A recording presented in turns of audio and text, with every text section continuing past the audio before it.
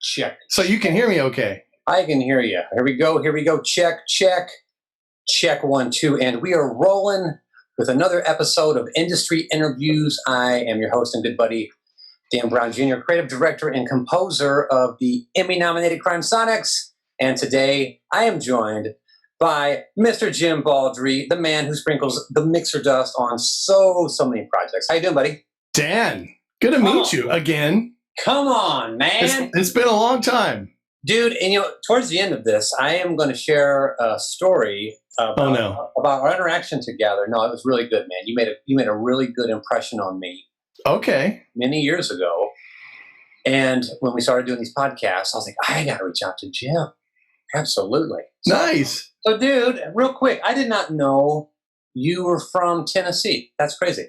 Yes, I was born in Knoxville. I was there for 6 long days. And I basically grew up in Cleveland, Tennessee, right above Chattanooga. Chattanooga. I played a gig in that area one time, pulling a trailer much too big for the vehicle. And there you go. We ended up hanging out in Tennessee longer than expected. Because lots of hills there will make you stop. Yes, that's for sure. Yeah, let me tell you. And but right after college, I moved to Los Angeles. So right after. Yeah. Wow. Okay. I want to dig into. Listen, you have ridiculous credits. If I could just name a couple real quick for our listeners, you've mixed. Okay. Listen, you know this, but Jim has mixed for 20th Century Television, Paramount, Columbia TriStar. I'm just going down the list here. Disney, XD, Fox, shows like promos for shows like 2.5 Men, Seinfeld, Frasier, King of the Hill. My favorite credit, Cops. Love that show. Right. Simpsons. A lot of that was with the great Don LaFontaine doing the promos. Oh, wow. The Voice. Yeah, exactly. In a world. That's right. How'd I do? Not too good. No, keep your day job. Hey, I will keep it. Yeah. But so and we'll get all into your career and life and everything in a second. But I do want to ask you a little bit about the trombone because you were a horn player, man. What's up? I am, yeah. I started playing. I was a junior in high school, and I had the choice of either band or shop. And I didn't really have any tools at the house, and so I didn't really know anything about shop. And some of my friends were taking band, and so I took band. And it's one of those forks in the road that you take. You don't really understand how big that fork is when you're 13. And I took that fork, and it changed my life. So, being having music in my background has helped my mixing chops just immeasurably. Oh, yeah. Being able to read music, to read a lead sheet, to talk with a composer. And I'm a hobbyist trombone player. I play in 2 or 3 big bands around Los Angeles. I sight read all the time and basically play bass trombone. And it's fun. It's my total hobby. I took it seriously for a couple of years and hated it. And sometimes that's what happens, right? If you take it really seriously, you take the fun out. So I just thought, you know what? I'm kind of being directed to do this recording thing. And I dropped the trombone when I moved out here in 90 because I just didn't know anybody here that played. Yeah. And so I didn't play for about 10 years. And then, it's another story to tell about. It's a little boring. So I just eventually picked it back up 10 years later. And when you're playing in bands, you'll meet people and they'll go, oh, can you sub in this band? And, oh, can you do that band? And eventually you kind of get, known around the city in this little group of, horn players. You had mentioned there were a couple of something like a core group of bands that you play with when you're doing the gigs. So could you maybe just list what those are so people can check them out? Sure. Yeah. There's Angel City Big Band, and we have a website, angelcitybigband.com. And that was started by Tim Miller. His father's Herm Miller, who had a big band way back in the day on the East Coast. He started the band back in, I think, 08 or 09, and just wanted to hear his dad's music again, live, and started inviting players over to play. And it kind of turned into a thing. And I was part of the beginning of it. And we have 2 records you can find them on iTunes. You can probably still buy the CDs on the website. I'm not quite sure. I did record and produce both those records, and that's an interesting story as well because the only studio I could get for free was a room that can only hold 4 people. So try to record 16 people in a room that can only hold 4. That's another story. Oh, wow. That's crazy. And it's just, my brain's kind of going all over the map because I'm trying to connect with your degree, which looks like it's in recording industry management. Yes, I majored in recording industry management and I got a job. So since I got a job, I did not return to finish the degree. Interesting. So I majored in music for a couple of years at at the time it was called Lee College in my hometown. Yeah. And now called Lee University, which funny enough, I actually teach there. I'm an adjunct professor there and I teach mixing via Zoom, via this, I love it. Yeah, it's kind of fun. But at the time, I did take some classes in mixing there, but really I would say that I was the student and God was the teacher, because there was no like real class there on mixing, but I had so many opportunities to do live mixing for all these groups there and travel the world, even travel to Europe and stuff, that I took the opportunity to really take note at the time and go, I need to really pay attention acoustically to what's going on here. I had the same show in different rooms every night when we were in Europe. And it was fascinating to hear the same exact show sound differently in different rooms and how it feels with the mix as I'm traveling around Europe for 6 weeks with this group. And that was a class in and of itself that I never took, but I took it. Does that make any sense? No, yeah, man. Trial by fire. Learn while you're in there, right? But it's one of those times that even as a kid, and I was thinking, I gotta grab the bull by the horns. I really have to pay attention and remember this. Is some serious lessons. I mean, we were doing everything from outdoor gigs to gigs inside of cathedrals to gig inside of really dry, almost anechoic theaters. It was really a lot of fun. Then I knew that I needed some more like credentialed, classes and stuff. And so I went to Middle Tennessee State University and majored in recording industry management. That's in Murfreesboro, right near Nashville. Well, I'm originally from St. Louis, so we share those Middle America heartland roots. Yeah, man. Yeah. And hey, not to offend anybody, but maybe that's because that's why we're such nice guys, right? Oh, look at there. We're from the Midwest. Yeah, of course. Come on. What's Missouri? The show me state, right? It is, yeah. Cool. Okay, so did you know when you were young that you, like, and I mean, like, I don't know, under 10 or anything, did you know that you wanted to get into recording or mixing? Was it something that you've always known? No, I mean, that's something that I really kind of missed the mark a couple of times, because what an opportunity I had. And, I had a studio, a local town studio that literally I could have walked to from my house. Oh, wow. But I didn't understand that that was my thing, and probably until high school, But I did do some recording sessions in there at that little studio, during high school and college mainly, because it was tied to a publishing house, and they needed their brand new horn arrangements that they were just kicking out. Wow. They needed them played by players so they could kick out, cassette tapes and stuff at the time, cassette tapes, to sell their music. Basically, it's like the demo tape kind of thing, right? For this is how the music sounds, or how the music's supposed to sound if you buy the sheet music. And we did that. It was great. But I should have really it didn't really hit me. This is what I wanted to do until maybe second or third year of college. So that's where I wish I would have paid more attention when I was younger. There was a guy down the street from the street that I grew up on who had a studio, and looking back, it was a fairly legit studio, but it was converted from the garage of the house. And I did have the opportunity to play around in there one day. And I think that made a pretty big impression now that I look back, but maybe similar to your story. I wish I would have, knocked on that guy's door more. He was just right down the road, I would say the first impression recording wise was when my high school did a recording. I was in the jazz band, a big band then. And we did a multi-track recording, a 24-track tape and all that stuff in that very same studio. And so that was when I was maybe a sophomore in high school, and I was in that band. And that's when I kind of first, I saw it. I saw it kind of happen. It's like I was on the other side of the glass, could kind of feel what he was doing on my headphones, and then we would hear the playback, and then we would do another take or do a punch in, and that was kind of my first experience to figure out what was happening. And then I got to go into the control room, obviously, and kind of see how that was going. And it's one of those times where you look at it and you go, oh, I can't do that. That's too complicated. Yeah. But yeah, again, I'm a sophomore in high school. It's like what? Yeah, and I think it took a few more years of me hanging with the live scene, mainly later on in high school, and definitely first 2 years in college, for me to go, no, dude, I can do this. If I can do it live, I can do it in the studio.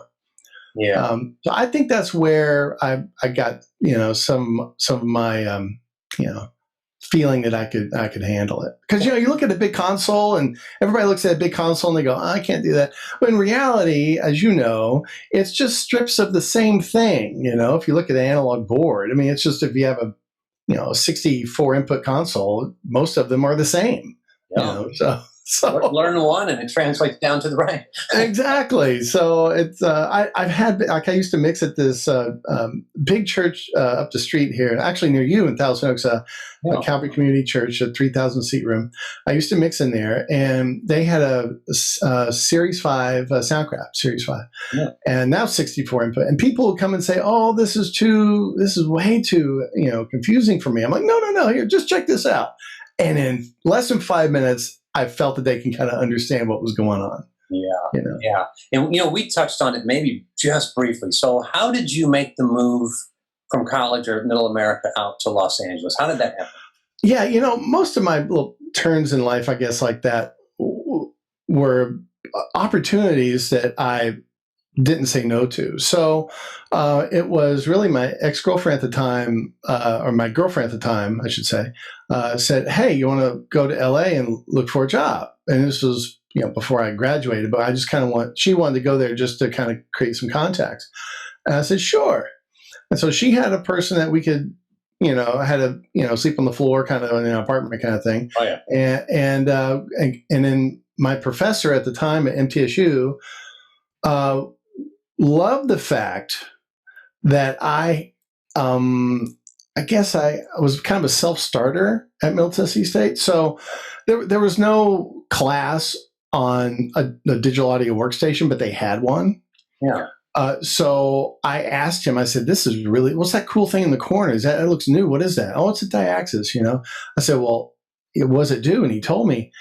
I said, can I get the manual? I just want to check it out. He goes, well, yeah, there's no class on it. I said, yeah, I just want to check it out. I mean, and he was like, okay, sure. And he gave me the manual, and I was the only one that could really use it. And because I was kind of a self-starter like that, the professor set me up with, I don't know if it was because of that, but he did like me. And he set me up with like 2 or 3 or maybe 4 interviews out here in Los Angeles in December of '89. Wow. And so I did all those.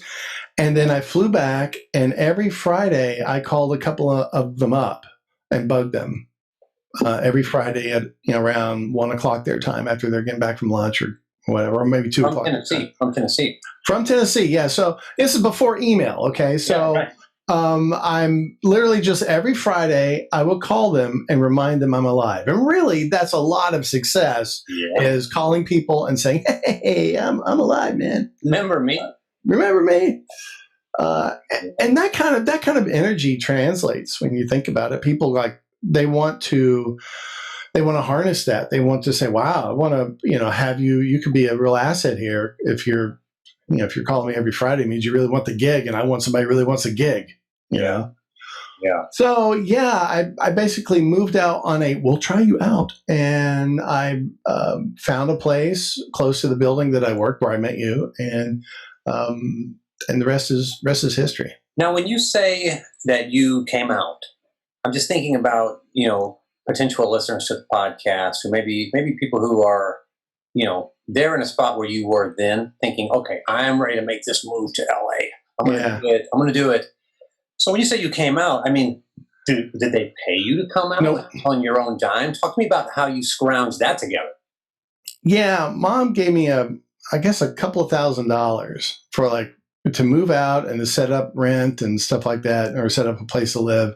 Wow. And I got into a U-Haul and towed my car out here, and so yeah, it was really taking a chance. And I knew, I said, look, if you just give me a key and a way to park my car, and it was like a parking garage, as you know, then I was there a lot. I was learning everything that they had there, and yeah, I just took a chance, man. They didn't pay me to move out. I just took a chance. Yeah. I mean, in reality, it was kind of funny.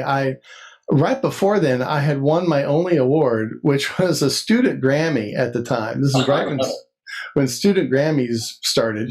And I think it was the first annual one for a jazz mix that I did.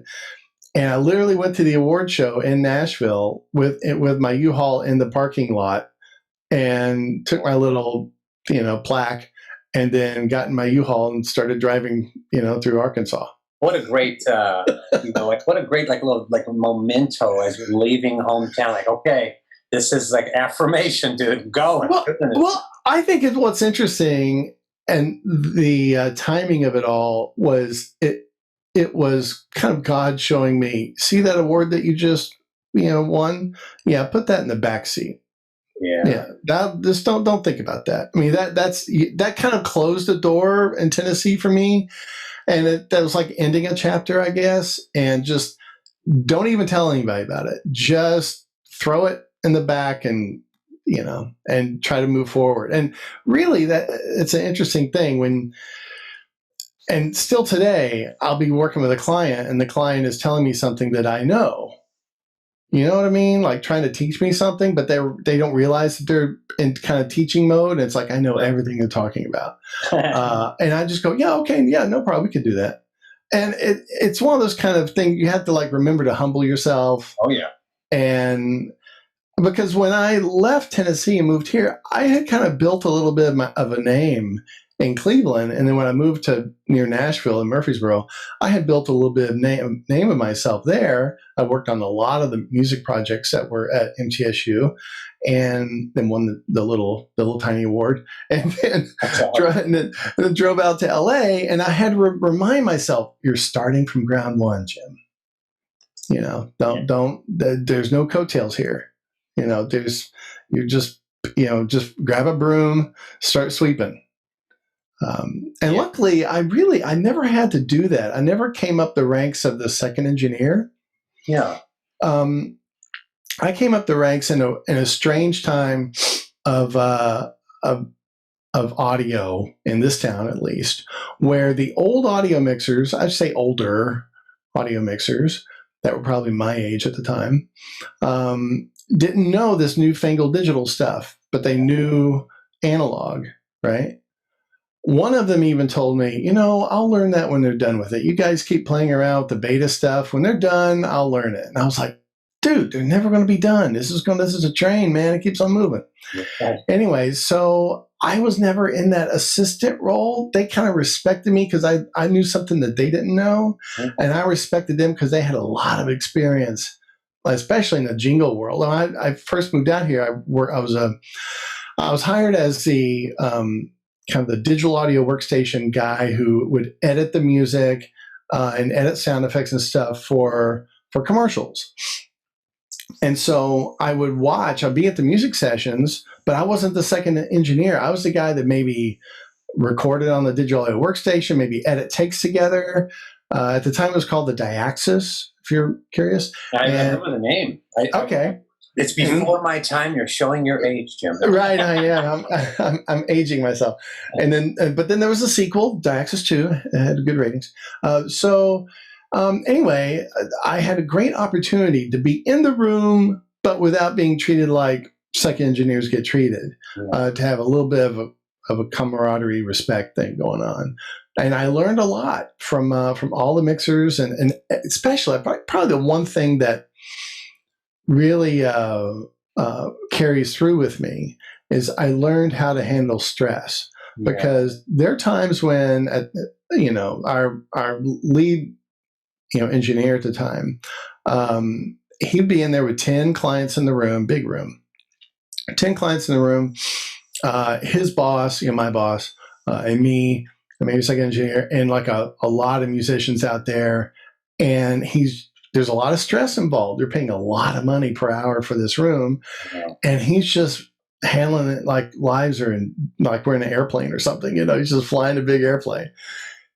And even when things go wrong, he would just motion over to somebody, whisper at them, and then have a conversation with the clients or something. Meanwhile, 2 or 3 people are, frantically trying to fix something. And if you were the client, you would probably not even know. Yeah, slick.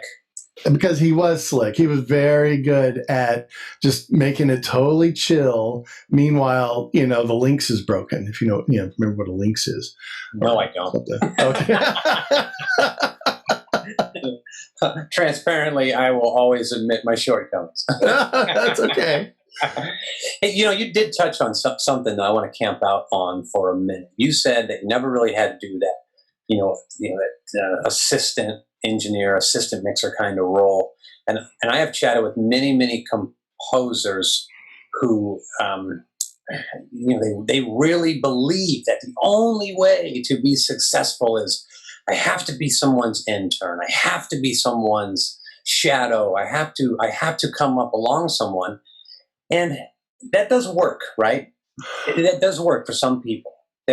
But what you're touching on, and I want to talk about a little bit, is that difference between someone who is just going to blaze a trail or follow a path, right? And I'm not saying that either or are more important. What I'm saying is that there are different types of people, and some of us blaze trails, and others of us follow the path. Now, it sounds like you, my guy, are quite the trailblazer, right? I don't know. I mean, there's a lot of paths that I followed, but here's the thing: not everybody has all the information. Not any one person has all the information.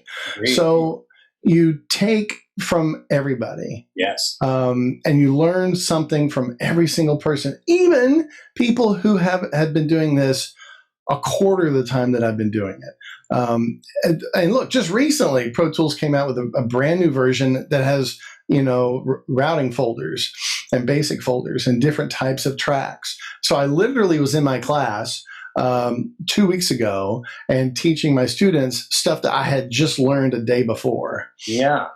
So this is a train, man. You get on the train and it keeps moving.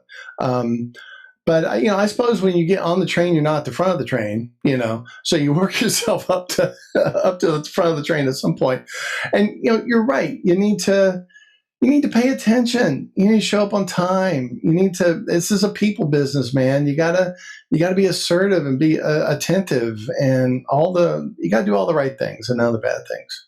So when you got out here and you got into your first gig and you start crushing it, how did you make the transition into all of these big promos and all these big networks that you've mixed for? How did you make that? How do you Well, there's a couple of opportunities. One is the roommate that I was with at the time decided he wanted to. I think he was starting Video Symphony at the time out here, if I remember right. This is thinking back, and he didn't want to do the mixing thing anymore, and basically handed me a client. And that client, I worked with him a couple of times, and then boom, I'm doing all these syndicated promos for, at the time, Married with Children and Mad About You and Seinfeld and all this stuff for Columbia TriStar. That led me to another client, and then that led me to another client. So I just kept, meeting people. And I mean, it's funny. The same thing that happened to me on the trombone happened to me in the mixer thing, where you just keep meeting people and they go, oh, hey, you do. Wow. I need to introduce you to somebody. And it just happens. Now, I do have I can tell a pretty short story. There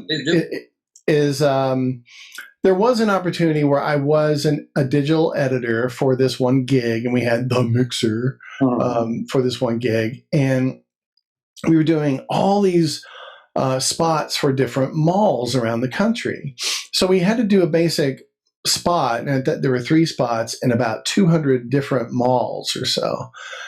So you had to, put the name of the mall into all these different spots. We were localizing all these spots with donuts. You create a donut and you fill the donut with the name of the mall. Yeah.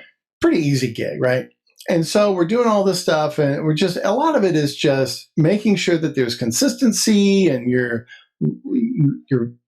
doing you're keeping all your ducks in a row, basically. Well, we all had dinner, and then the audio mixer at the time had a couple of glasses of wine, and then he probably had a couple more. And so we were started after dinner, continuing where we were, and he got into like a thing where he said, "No, this is right. No, it's all we need to do this again. We need to start over. Just start. This is all right." And I looked at the producer, and he looked at me, and he just motioned me to come outside. Oh, man. And he closed the door. He goes, "Jim, right?" I said, "Yeah. Can you do his gig?" I said, his chair? I said, "Yeah, I can do his gig." He goes, "Okay, go to the bathroom." I went, he goes, "Just be in there for 10 minutes. Go to the bathroom, 10 minutes, and come back, and we'll continue." I went, "Okay." So I went to the bathroom. I looked at my watch. I stayed in there for 10 minutes. I came back. He was gone. Mm. And then the next day, I get the Jim saved the day thing, but I felt bad for the guy. Right. I don't want to take anybody's gig, So I think everybody kind of understood at the time. I mean, he wasn't a drinker. Yeah. And so he didn't know, and neither was I, but at the time. And he didn't know how to pace himself or know kind of where to cut himself off, I guess. Mm. There's some morals to the story. Yeah, he definitely was overserved. I'll interject and just say to our listeners, I'm actually a non-drinker, completely dry. And so, hey man, never amounts to anything good in my opinion. Mm-hmm. Except for Jim getting the gig, right? Yeah, I know, right? Wow, man. That is whatever. I don't want to ask whatever happened to that guy. I hope he sobered up and got more gigs. That's what happened. Yeah, I guess so. I remember the tone at the time was, this had never happened before. I think I've seen him a couple of times since. But this whole story is like 25 years old, so I forget kind of what happened. Yeah. So you got his gig. Jim saves the day. What happens next? Let's see. After that, that's when that was my second company in LA, and that company finally folded. And then I went and did some other work with some people, and then another composer came and found me. I'm trying not to mention names. I don't know if it matters or not. Another composer found me, and he wanted to create a studio where we did music and post, and wanted me to be a part of it. So at the time, he was in the CNN building in Hollywood, but then we eventually came right back to that same building you and I met. At the Centrum building and on the Quenga Pass there. So it's kind of my old stomping grounds. And that's where I was for 6 more years until, our biggest client lost her client. That's another story. And then I just needed to make a move. And it's funny, about a couple of years before, I was offered a job, and I actually turned it down at the time because I had employees under me. I knew if I left, the whole thing would fall. But I can kind of feel, I think everybody can kind of feel that, okay, this chapter's over.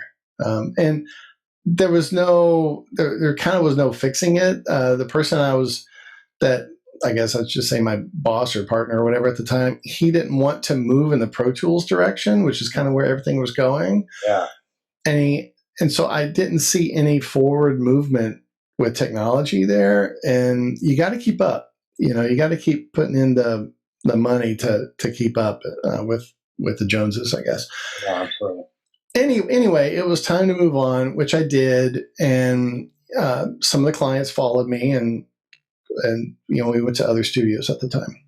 Yeah, and I'm actually just staring at a couple of your sites and on your Facebook, and I'm seeing you've worked at Mixed at Fear Net, Pixel Plantation, Beantown Productions, Fox Studios, Storm Studios, and a whole list of other ones. But you also mix out of your house sometimes too, correct? Yeah, I'm sitting here right now. In fact, I made the change. I left Fox like mid last year, fall of last year. Yeah. And the opportunity to mix for Propagate and for a couple of other companies at the time. And so I do it all from here. Now, it's really hit and miss because everybody works differently. So a lot of times I will mix here and then drive to their studio just to play it for the client. But because of this craziness we're all going through right now, this is May the 4th be with you in 2020. So you can look it up on Wikipedia if you're listening to this in the future. That's we're all dealing with a pandemic right now, and so sometimes my client, we're just playing for things remotely, either Zoom or I'll export a mix and send it to them via Dropbox or whatever. Yeah. But yeah, and then with Kings of Pain that I mix for History Channel, another show, I left Fox to leave kind of the promo world a little bit and move into mixing long form shows, which I've done before, but not exclusively. Yeah. So I had mixed for Prometheus a lot. I mixed Curse of Oak Island for History and a bunch of other shows for them. So yeah, it's I kind of picked a bad time to make a shift in my career, but it's okay. I'm curious to talk a little bit about your home studio. Again, I'm thinking about who would be potentially listening to this episode of the podcast. And, talk to me about your home studio.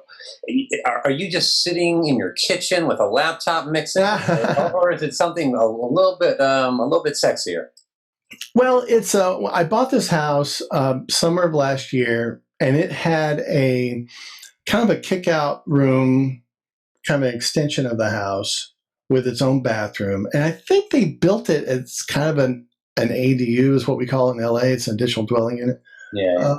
And so this is where I put my whole studio rig. So I had this in the house I was previously at for the past since 2013. And what it is, I don't know if you know Sterling Modular at all. So I'm in front of a Sterling Modular desk that is, the bucket is made for the Artist Control series. So I've got 2 artist mixes and Artist Control. I've got the Avid Omni interface. I have a Grace M906 that I just kind of acquired because of a studio closing, and they gave it to me. That was really nice of them. It sounds amazing. And I've used the JBL surround system that's out there. And I also have a couple of KRK VXT6s. And then my computer is a 12-core, and it's rock solid. I mean, I've upgraded it to the teeth, so it's got the fastest video card because I have 3 different video monitors in here. I have the LG big wide, super wide curved monitor, so I don't need 2 monitors in front of me. Yeah. It's the ultra wide one, and so that I can lay out a nice long timeline. And then I've got 2 other monitors that I put in between my left and center, and between my center and my right speaker. Yeah. And those are where I put plugins and my metering stuff. For mixed shows, you gotta meter it just right. But that all comes out of the 12-core, which is again rock solid. It's got 40 gigs of RAM, and the system drives an SSD, so I upgraded that. You do what you can do. I have no need to upgrade this computer until it just falls apart. It's really great. Yeah, it sounds like it's rocking and rolling. Talk to me about what's going on in your room. Are your walls just blank and you love the sound of that bright craziness? Or do you treat this room at all? Yeah, so I mean, I don't know if you probably don't hear a lot of like reflections with my voice, and I'm not doing anything weird. It's just me in front of my mic. But so I have 1, 2, 3, 4, I guess 4 panels, 2x4 that I made them when I had more time than money, about maybe, I don't know, 15 years ago. Yeah. Or 10 years ago. And then when I had more money than time, I bought the rest. So I've got, and these are from AIG, sure. I think. So they're AIG, right? Hold on. No, and I'm curious too. Are they are they filled with the Owens Corning 703? Yeah, so it's a GIK is what it is. So GIK acoustics No. panels, and now the ones I made, I remember getting the pressed fiberglass really just from an insulation store, and it was John Mansfield pressed fiberglass, and I used a corner bead, and I created a cage for the panels that I purchased, and then I covered all that in speaker cloth. So that's how I made these 4 panels, and they, I don't know, it works. I don't get rid of them; they're black. And then the burgundy ones are, as if you can. Sorry, this is a video, but they're from GIK, and yes, those are OC 703 inside of there. So I have 4 of those, and a couple that stand up in the back of the room, and then I have 1, 2, 3, 4, 5, 6. I have 6 of the massive bass traps from GIK, the big, huge ones. Yeah, after when we're done today on the podcast, I'll have you send me some links, and we'll put all the links in the description of some of these products. Oh, sure, yeah. So, everyone can get a sense of what we're talking about. It's real important, and bass is a tough one to deal with. And we can certainly talk about mixing techniques. If you're doing music, you definitely need to reference and play music that you like inside your room. Make sure you're not messing around with the music. Make sure you're just playing it flat out the speakers. Get used to that. Switch over to your mix, and then know that you suck. Well, listen. So you are now. That's a joke, Dan. Yeah. You're touching on the next train of questions here. The path I went down. So sure. Let's geek out on some tech for a second. Because that would be remiss if I didn't ask you a couple of quick favorites really fast. And then I want to go in deeper and talk about some of your tips and tricks and techniques of actually mixing. But real quick, do you have a go-to drag and drop, always works for you compressor? If I only had to pick one, it'd probably be the R-Comp from Waves, right? The blue one? Yeah, because it's the Swiss Army knife, man. You can make it 2 or 3 different compressors, and it's really all about the attack and release. Yeah, transparent. It's about as transparent as it is, too. Yeah, and look, I mean, people can multi-comp all they want, but if you want a good broadband compressor and you can only pick one, if you need, because here's the thing, it also has kind of a secret limiter in there as well. That's a brick wall limiter at the very tippity top of that thing. So if you clip it, it's literally just taking it through an L1. How cool is that? And what about a Favy Fave EQ? It's funny. I still go for that. So okay, you'll probably laugh at me. I hope so. But I still go a lot of times for the EQ7. I'm laughing at you, dude.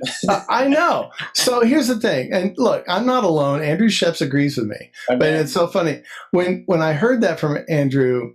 I know, buddy of mine went to college with him, and I just, I was like, whoa, I like it too, and here's why. Yeah. It doesn't have an opinion. It doesn't mess with your audio. It just does what you say. And then you can, if you hit Control and Shift, here's a little secret sauce, Control and Shift, you can sweep the frequencies. It'll solo the frequency for you. And that's not a button on the EQ7 itself. You have to Control Shift and then click on a frequency of any of those bands, and it'll mute all the other bands, and you're only listening to that band as you sweep it across. Now, listen, and I'm not endorsed by them, but I am a huge fan of FabFilter products. Yeah, okay, sure. Uh-huh. So have you tried the Pro-Q? I think it's Pro-Q 3 now. I haven't, no. That thing changed my life. So I'll just throw them some love and say, you got to give it a go.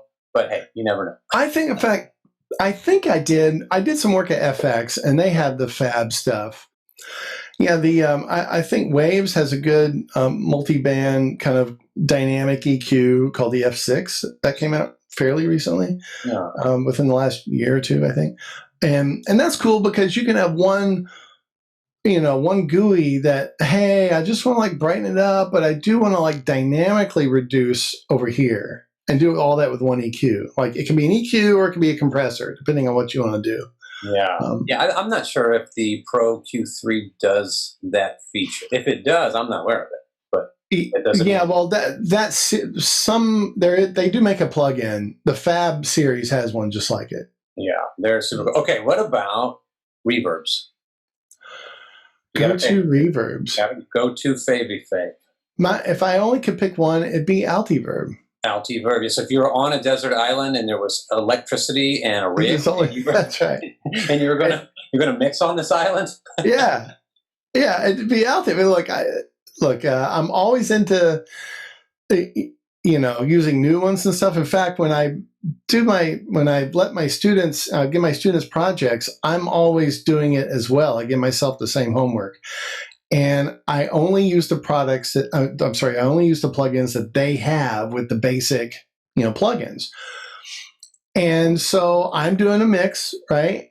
And I can't use all my fancy stuff because I have Waves Mercury, I have all the goods. I have all the isotope stuff, every single one. I got a bunch of stuff. I got even the McDSP dialogue thing I have, which I kind of dig. But when I'm doing this project, I can only use the Avid, like whatever comes with the Pro Tools. Sure. And it's funny, people bag on the Deverb, but on certain like creepy tunes, it's kind of cool. And you know why? Because it does that weird ass. Sorry, can I say ass? Weird ass pitch change thing. It does. It absolutely does, and it is a very cool little reverb. So everybody used to bag on Deverb, and they either made it sound better or they did some funky things to it. And it's not horrible. I mean, it's horrible for certain things. Like I would never use it on a classical gig. I'd never use it, for certain things. But now if you stuck with Avid, you go Reverb 1 and it won't do the pitchy thing for you. Yeah. But it has kind of similar reverbs. But anyway. Yeah. And then what about delay? You got a go-to delay? I don't. Isn't that funny? Because I do so much post. Yeah. I do. I didn't leave the music world, but I do so much post that if I need to use a delay, I'll just pick whatever delay is there. I pick any delay, every delay, and play with them until I like them, and that's the delay I'm using. So unfortunately, I don't have you got to use this delay pick. But now, and earlier you did touch on this. Let's talk about metering and being able to meter properly. And so let me ask you, do you use software metering? Do you have hardware in the room? Talk to me about all things metering. I have a couple of Duros in the room. And for those who don't know, what is that? It's a hardware meter that used to be really expensive, probably not anymore. And they're really fast and slow meters, meaning the top of the meter detaches from the VU part of the meter. Okay. And so you got peak and average with one meter. A lot of meters do that, but it's so that you can see your peak, but you can also kind of see an average. An average is real important in post, at least. Well, really in everything. Yeah. Waves they license Duro, so you can get Duro meters if you have the Waves. And let me ask the question too. What is the difference? Why do I need to know the difference between peak and average? Let's say I have no idea what I'm doing. Why do I need to know what the difference between that is? Well, average is important, at least for television, because you got to hit a standard. And the Duro won't really help you with this because it won't give you the numbers that you need. So we have to hit basically it's called a LKFS minus 24. And all that means is that the average level of the dialogue is going to be minus 24 below absolute zero. Does that make sense? And is the absolute zero... It's as loud as it can go. That's the dash 0.0 that I see on the meter. And no. Zero, like digital zero is as loud as anything can go. 0 dBF. So as loud as anything can go digitally, that is zero. And then below like remember you used to tone tapes or tone things at minus 18 or minus 20 or something like that. I think sometimes we would do minus 20. Yeah. But in this case for television, they want dialogue set at minus 24 LKFS. And depending on the network, You need to measure each act, and then some networks don't really care as long as when you play the whole show, it sets at -24 LKFS plus or minus 2. Plus or minus. What do you use software-wise to get those numbers that you need to see? The WLM Plus is really good. I'm actually going to boot up Pro Tools, so I'm sitting here. So the WLM Plus is really good, and the reason why it's plus is because it has a true peak limiter in it. Very cool. And that's really important for some networks want a true peak at -10. Some don't really care if it's -2 even, which is really great because that explosion could knock your face off, which is awesome. Yeah. So one of the pet peeves of my family, we love to chill at the end of the day around 7 or 8 o'clock every night. We all pile into the couch and we start watching some bad movie from the 80s or something. Sure. We love it. I mean, we've been doing it for years now. Hundreds and hundreds of poorly made films. So my question is, one of our pet peeves as a family is, Dad gets the remote because I'm going to be the guy over there riding the volume the whole time. Why in the world are movies so all over the map with their mix? And I mean all over the map. Yeah, and it's because, for the most part, movies are mixed for a louder presentation. Okay. So if you go to a movie theater, you kind of know it's a special event. You're paying way too much money and get your way too much money popcorn, and you're going to sit there and watch something that's a little louder. But you can kind of hear everything because it was mixed at that volume in another theater. Got it. So because of that, the compressors in your ears are kind of the averaging, unit there. So if you're watching the movie, as it gets loud, the compressors on your ears are actually pulling, keeping it from blowing your head, exploding your head off your body. And then when it gets soft with dialogue, you can still hear it. So if you take that same movie and instead of playing it at living room levels, which will make your wife happy, play it at Dan's by himself being a bachelor for 2 days, played at that level. And so that same movie will play better at that louder level. Now, there's some releases, and a buddy of mine used to do this for a studio, and they would re-release a movie slightly compressed. In fact, I just mixed a documentary type of movie about this guy in World War II, and they told me it was going to play in a theater. And so I played it for him in my room in surround, and he loved the mix, but he also wanted a stereo mix that was going to probably go out on laptops. Who knows, right? Yeah. So I made sure to just put a little soft compressor on the stereo mix. Yeah, interesting.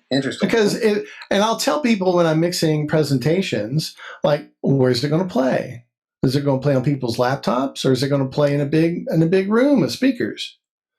And they go, oh, it's for this event. Yeah, it's going to be really big, playing this big event. Okay, so we can make it kind of punchy. We can make it dynamic. Or if they'll say, no, it's just, we're just taking it on sales events. It's going to play for my laptop. Okay, well, it's going to be more informative. Let's make it just, otherwise you're turning up and down the laptop all the time. No, the ear has a compressor in it. That's how come that, you can hear footsteps, 20 feet away from you, and you can hear boulders fall right in front of you, and they're at vastly different dynamic ranges, and you can hear both of them. Yeah. Yeah, it is very interesting to pop around from movie to movie, from show to show, and see, and hear, for example, one film, I will have to actually crank the volume on our TV to have that at a good level. Yeah. And then the next night we'll watch another show, and I barely have to kick that volume on, and things ripping out of the speaker. It's so wild how different it can be. Well, and that's one reason why Dolby worked with probably AES. I don't really know, but they did come out with this standard of -24 for it's called the Quiet Act, and it was for TV shows. So when you watch TV shows, they're fairly the same because they're all trying to hit a standard. But you're right. Movies are still kind of the wild, wild west. Yeah. What is it? The loudness wars. Remember that a couple years ago? Oh, yeah. Oh, yeah. It seems to disappear a little bit now. I don't hear it as much. People talking about it, you know. It still exists in music a little bit, but that all went away because we all have to hit the same, minus 24 spec.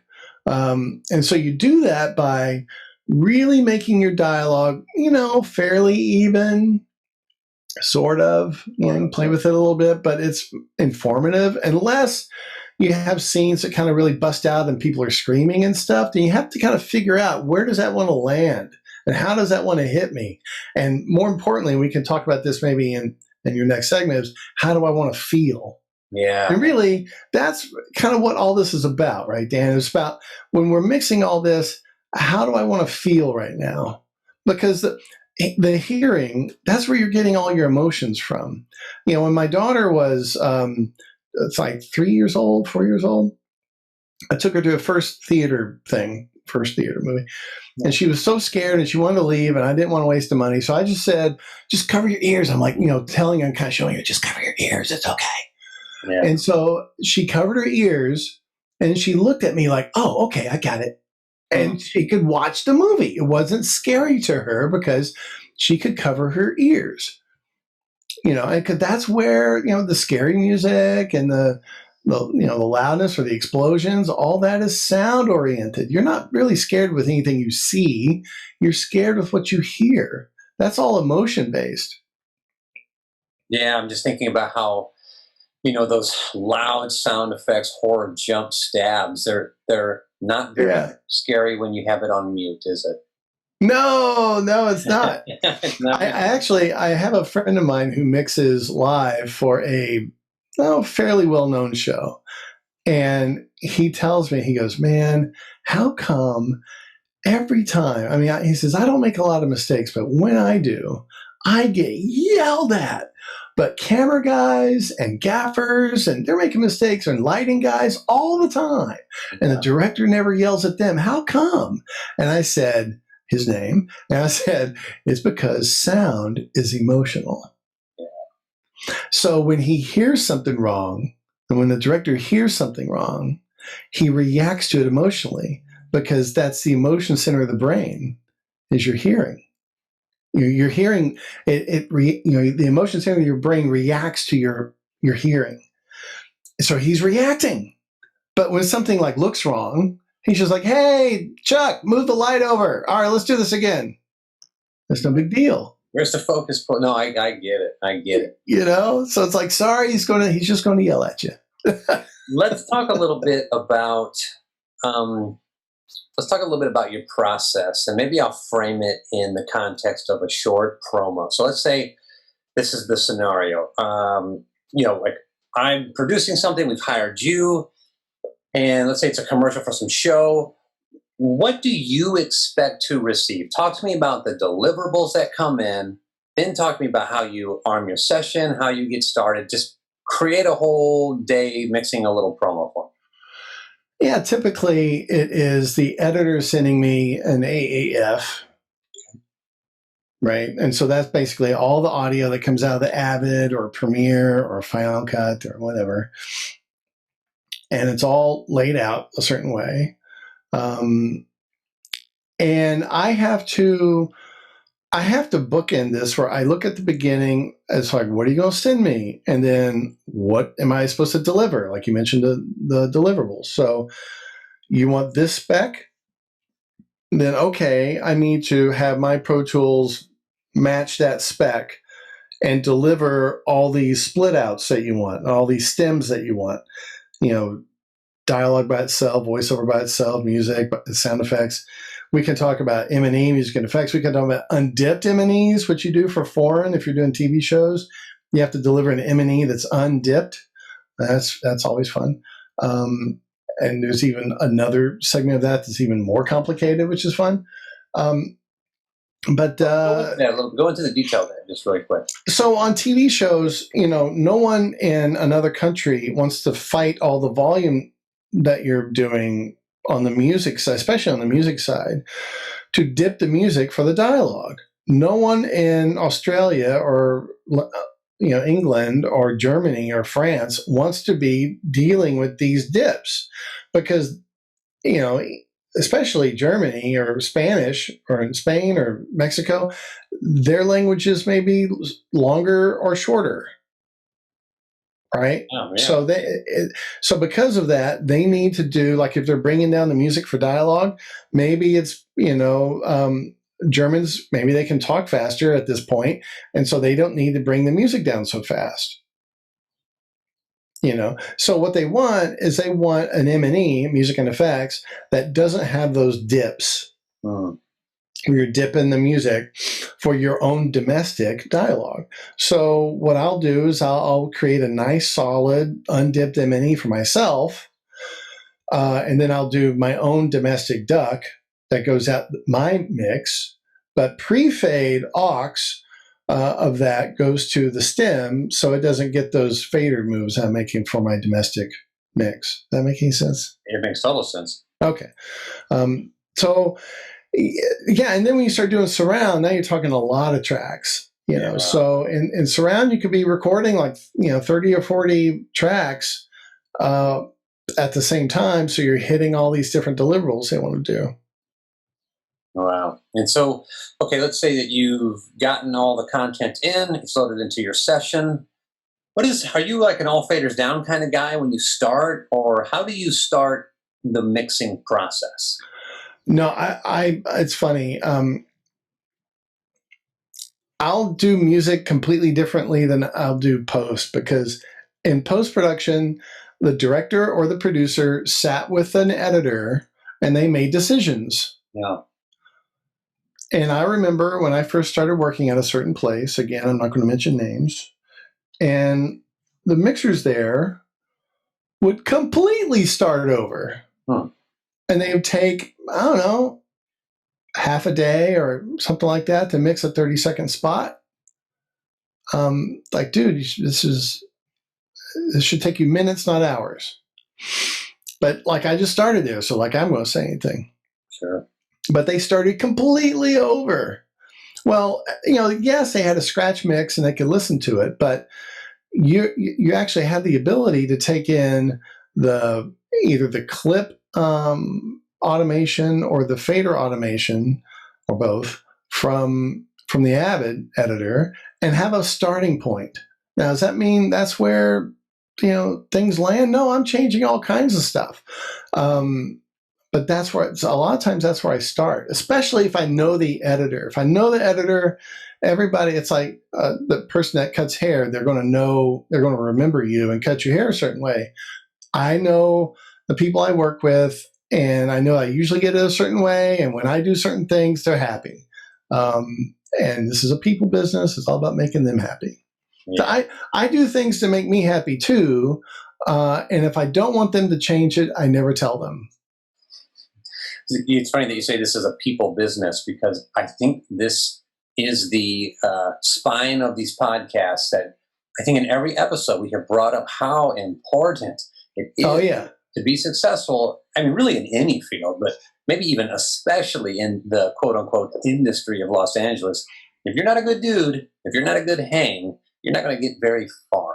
That's true. So many of my sessions turn into a little, sometimes even like a therapist session. Like, we're just listening and talking, and and that's okay too, man. Look, if my client is going through something and needs to chat for an hour, I'm there.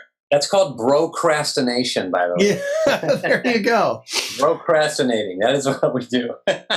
Because look, that moment together could be a lot more important to everybody, to the person talking to you, to maybe what you learned from it, to everything. That moment is certainly a lot more important than how many eyeballs you're going to get on the TV show you're trying to do. Yeah. So, I mean, we all want to do a good job and be professional and all that. But, dude, if a client needs to chat, I'm all about it. You got to chat. Yeah. How do you know? Excuse me. How do you know when you're done with the mix? Let me ask you this too: Are you ever happy with anything you do? No. Me either, ever. Yeah. So look, if there weren't deadlines or air dates, I'd still be working on the first thing. Yeah. So it's the old adage, mixes are never done; they're only abandoned.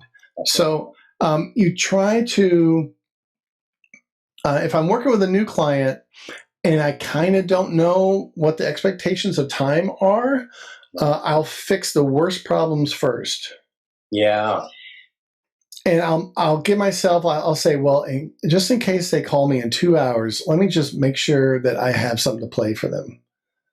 Right. And so I just kind of get it playable. And then I'll throw markers in as I'm playing something that I'll hit later.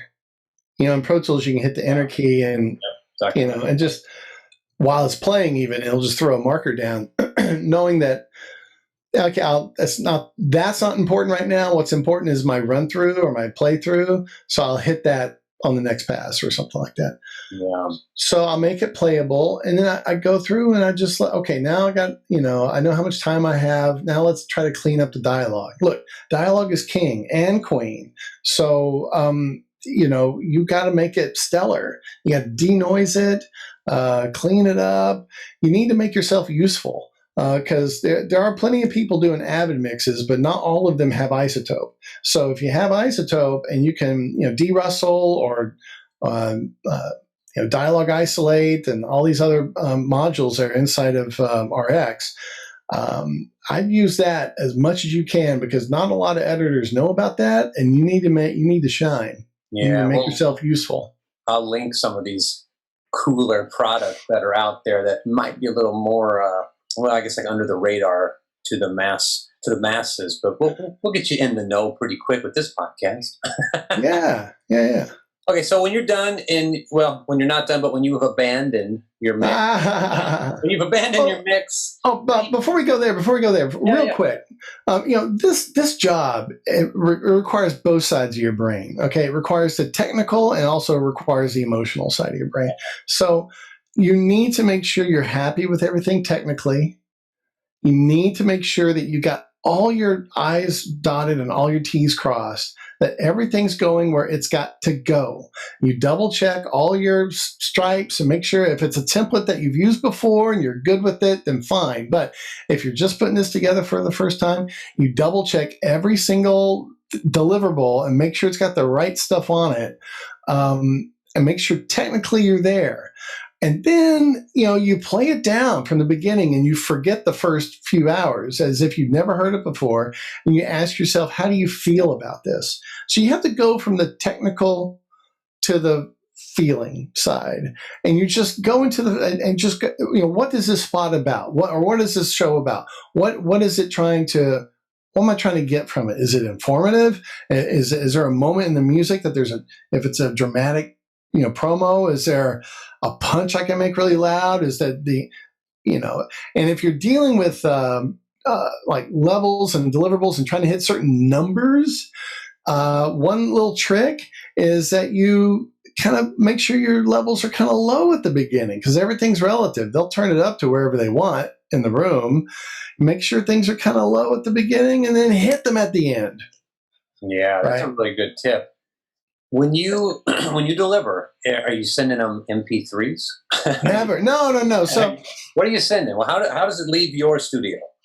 So I'll send check mixes. I'll bounce to video. So they'll send me a video to use. And one of the coolest things that Pro Tools did years ago was you can bounce to QuickTime. Yeah. And inside bounce to QuickTime, I don't have video in this session. But you can do include audio and same as source. So it doesn't have to recompress the video. And so it'll make a copy of the video and then put your mix on it. I used to have to do this a really cumbersome way. And it's great that I don't have to do that anymore. You hit a button and it does it all for you. And then you send via Dropbox, or there's a few other ways, Google, which I hate, or a couple other websites that you can use to deliver data with. But so you want to send check mixes that way. MP3s, you're never doing that unless it's a radio spot, maybe, or music. You may do that for like a music thing only.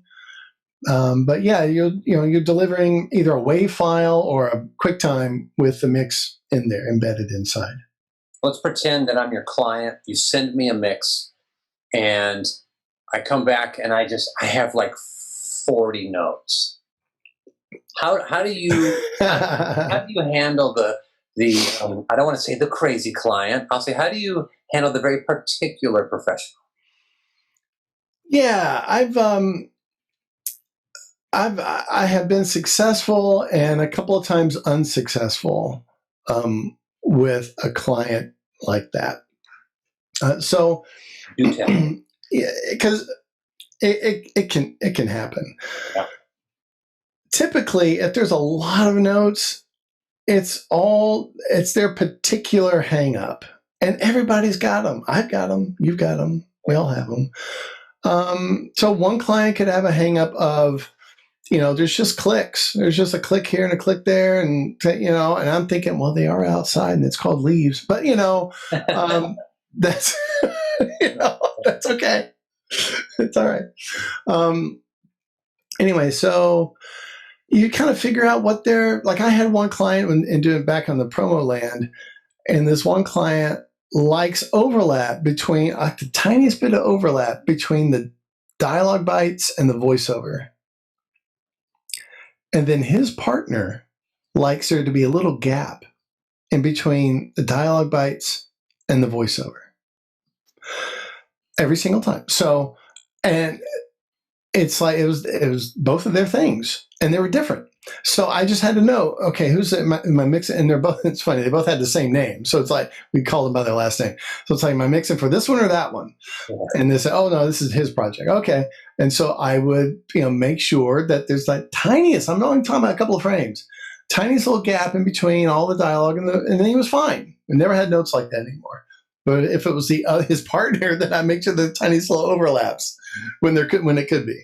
And sometimes that couldn't happen because there wasn't enough, dialogue or not enough voiceover to do that. But I knew that he'd be okay with it if it happened. Yeah. Anyway, so yeah, everybody's got their thing. You kind of have to know what their thing is. One time, in fact, I was doing the very first, I will mention the name this time, my very first episode for Kings of Pain, for Propagate, for History. And I got the show, the producer called me and goes, Jim, I've never gotten this many QC notes before. And this is my first time out with them, right? So I don't have any cred yet, Right. And so I'm like, well, that's really odd. Why don't you, email me the Excel doc? I'll take a look at it. I'm taking a look at it, and what I'm seeing is like, oh. And I called him back. I said, is there any chance that when they laid it out on the tape, do you think that these two tracks went to those two tracks? Now, I kind of forget what it was, but it kind of sounded to me like, because in these type of deliverables, sometimes they don't want to hear dialogue on these certain tracks, and they do want to hear it by himself on certain tracks. And there's even a thing like you do you beep out the cuss word for the domestic mix, but they want the cuss word on the dialogue track. Yeah, they want the cuss word on the stem, but they don't want it in the mix. Anyway, so I read, it was a lot of notes, right? So I went through it and went, oh, it's almost as if the editor put the wrong track on the wrong thing. Like, so it was delivered wrong, which had nothing to do on me. I'm just delivering the files, and the editor's doing the final composition or compiling. And he called me back. He goes, oh, I'm so glad you said that. Yeah, it's exactly what happened. Let me give you a holler back. I'm like, okay. And he called me back, and there was like 2 QC notes along with the 40 video notes that they typically get. Oh. And so, and that was totally cool, right? But it certainly was a moment where, the producer was telling me, he's like, I've never seen a thing like this before.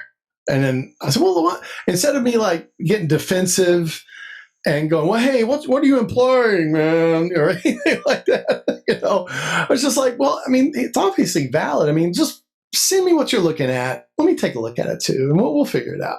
I have a horror story I want to share with you really quick. Yeah, man. All about mix.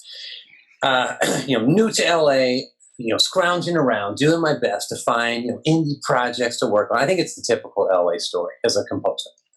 And I snagged up this client who had quite the budget. It was a solid feature film, and virtually wall-to-wall score I wrote for this thing. Worked on it for 2 months. It was going to premiere and did premiere at the Chinese Theater, Hollywood Boulevard. Like, it was a really cool opportunity to do this. Nice. It was really cool. So, I had written all this music.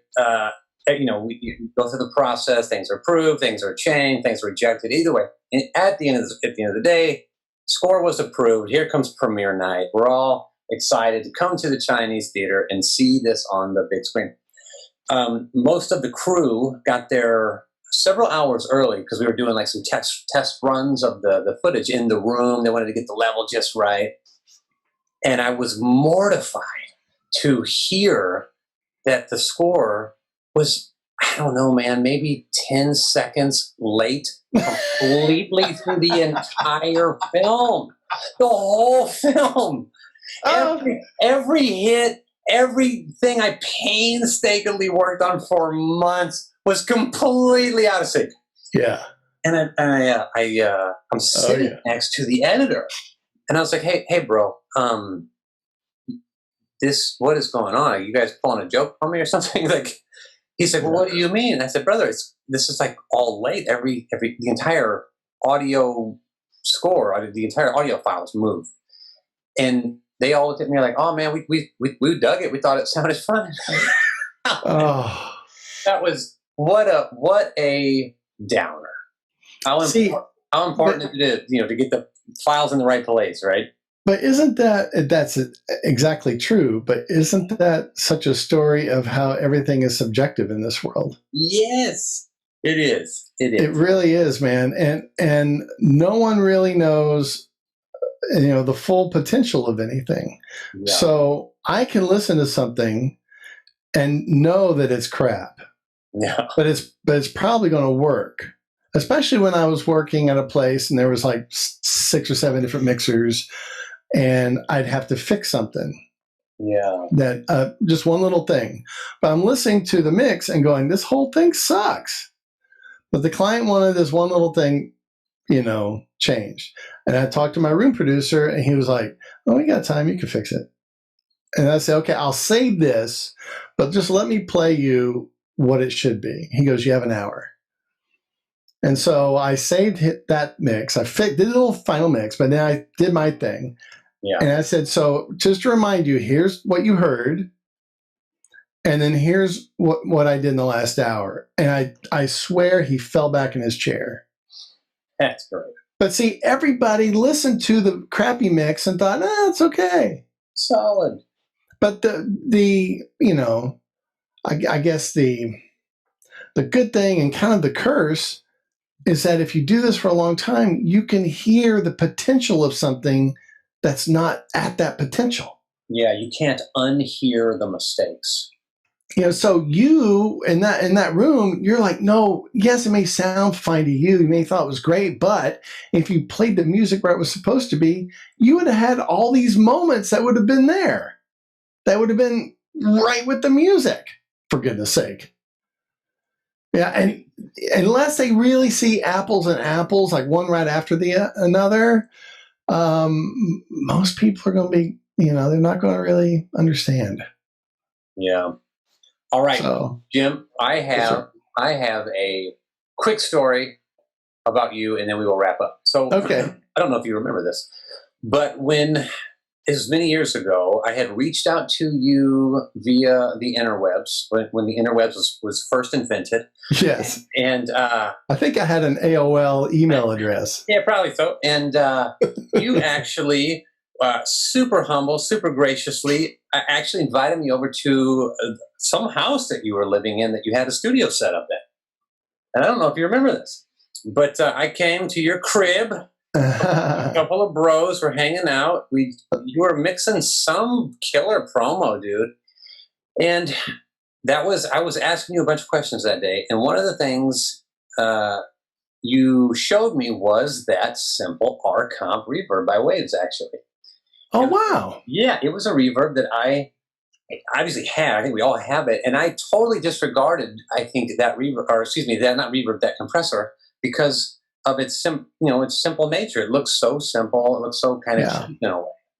Yeah. And I heard what you were doing with it and how, I mean, it was just really solidifying the vocal, and it was very transparent. I was blown away. So I remember leaving your house thinking, man, that dude, such a knowledgeable dude, I'm going to go back. I'm going to throw that compressor on some stuff and see if I can get down with it. Just so you know, all of these years later, that is still my first line of defense compressor on every voiceable track in my. Oh, it's funny that you asked me, and I answer with that. And I have to say, with that compressor, don't be afraid to stack. Yeah, that's exactly right. Don't be afraid. Don't be afraid to stack, and don't be afraid to duck with it either. Yes, stacking. You know what? You are hitting on, even though this podcast is going a little long, you are hitting on something that everyone who is interested in mixing needs to hear. Talk to me about how compressors sound different. For example, if you have one compressor achieving -4, -5 decibels of gain reduction, compared to 2 or 3 stacked that are just on their own achieving a few decibels of gain reduction. Talk to me about how that sounds different. Well, for the most part, I would just say if you take any compressor, you want to think of it like your car. You don't want to push the pedal to the metal and drive it as fast as it will go for hours. You just don't. You'll break the car. You'll kill yourself. You'll get arrested. So the trick is not to use any compressor more than maybe 6 dB at tops. Yeah. 5 or 6 dB, right? Maybe even less. Yeah. And so you'll set a compressor up maybe at the top of a chain and let it just kind of ride you mentioned a through line in a story, right? Earlier on in this podcast. Well, think about a through line in a vocal or in a dialogue thing where the difference between a whisper and a laugh is huge, right? Or a whisper and a yell. That's huge. So, but typically that energy, there's a through line that like the energy is raising and then the energy kind of comes back down and we're whispering again or whatever.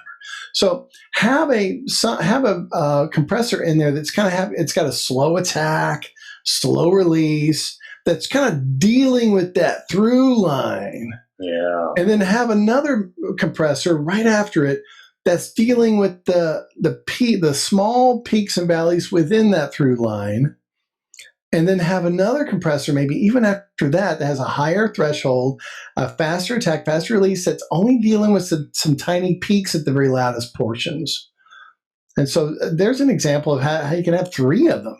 Yeah. In full swoop. But then, hey, you also have a fader, for goodness sake. Come on. You can automate things.